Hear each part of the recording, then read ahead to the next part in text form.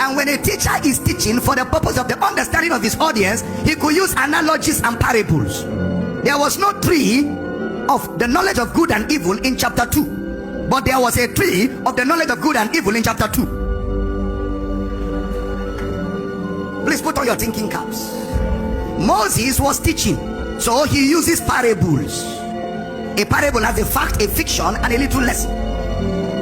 Out of the ground, not from God. The tree of the knowledge of good and evil grew out of the ground. So if Moses was using a parable in Genesis, what is the ground? The heart of man. What is the tree of the knowledge of good and evil? Evil thoughts. Moses was using a parable, parabole, the Greek word, to communicate spiritual realities. Are you here?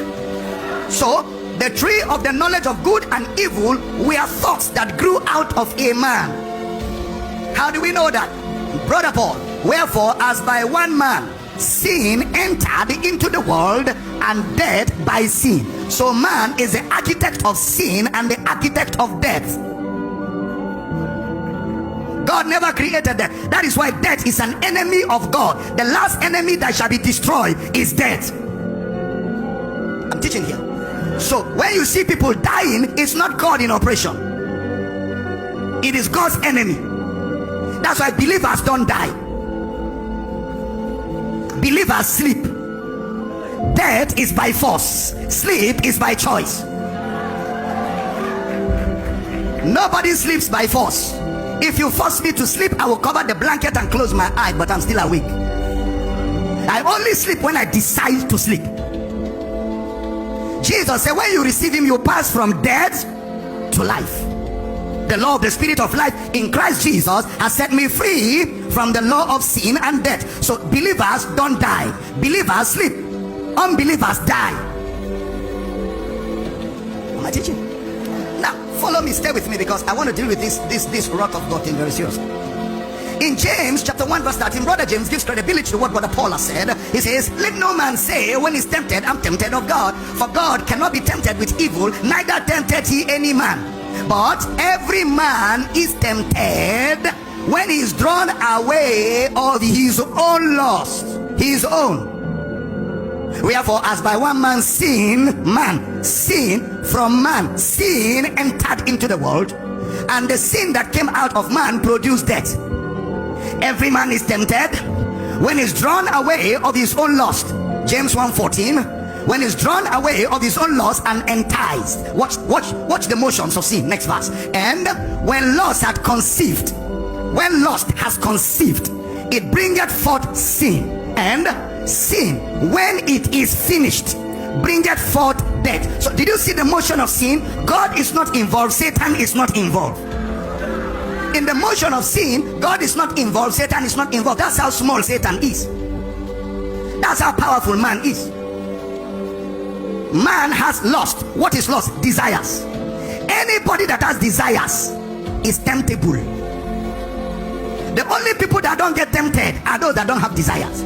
I get tempted, your pastor gets tempted, because we are men with desires. You too get tempted, including those of you pretend. You are tempted just like you're pretending. No human being is temptless. It is English. Every man is tempted. How many men? Are you a man?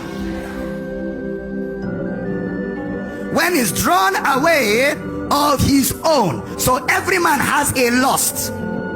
Lust is desire. Satan cannot tempt you except in the area of your desire. Where you don't have desire, you cannot be tempted. For example, me, even if I see a naked man, I won't be tempted. I'll just say dress up. What's the problem with you? That's all. I won't even think about it. Okay? But if I see a naked woman, I'll be tempted. Because I'm drawn. Because I'm a normal man. It's only an abnormal man that will be tempted by another man. A normal man will be tempted by a woman. And any man that a woman does not tempt needs deliverance. Especially a beautiful woman. You know, it's only me that can tell you this kind of thing, right? Every man is tempted. Are you a man? Yes. temptation is not a sin.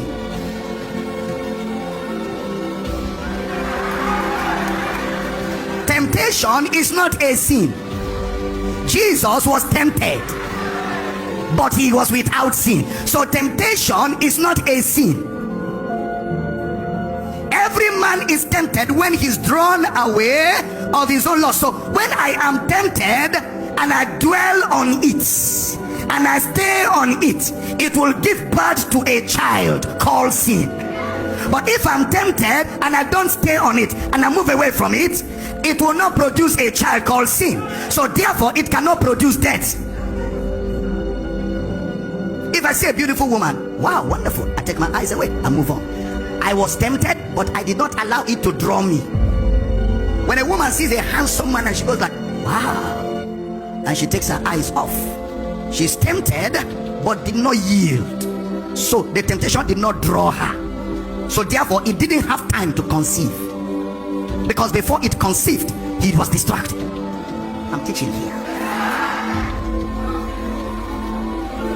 Every man is tempted when he's drawn away of his own lust. Then when lust has conceived, so the lust must have time to conceive. When you now sit down and calculate, how am I going to carry it out? You calculate and plan and strategize. That's conception period. Then when you have strategized, it is when you execute the strategy that it is called sin. And once it produces sin, you can't stop the process. It is not God, it is not Satan. Because when you yielded to the temptation, you produce a child called sin. And sin can never be alone. It comes with death. It's not God that killed you. God didn't even know you were dying till his attention was called. You use your hand to trigger the action. You sat down, you meditated, you thought over it, you strategized, you planned, you even prayed for it to work. Then you took a step by faith, and then you set the machinery in motion. Then when it is about to kill you, God now discovered and stepped in. So the only part that God plays in mercy is to interrupt the process.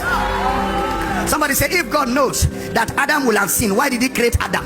He created Adam because also within Adam, he put in Adam the ability to decide to sin and the ability to decide not to sin, and gave Adam the freedom to make the choice. But listen carefully, everybody. You make the choice, but you don't determine the outcome of the choice.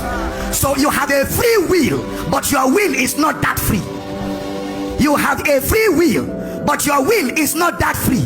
It is free in the sense that you will make the choice, you will make the decision, but it is not free in the sense that you do not determine the outcome of that decision. The outcome is beyond your power, but the choice is within your power. So when thinking of the choice, go beyond the choice, think of the outcome, because the outcome can live with you for the rest of your life. It's not God. Every man is tempted when he is drawn. It's not Satan. Many things we blame Satan for, Satan is waiting to report you on the judgment day. Even the one he decided he blamed God, is it fair? I'm teaching good.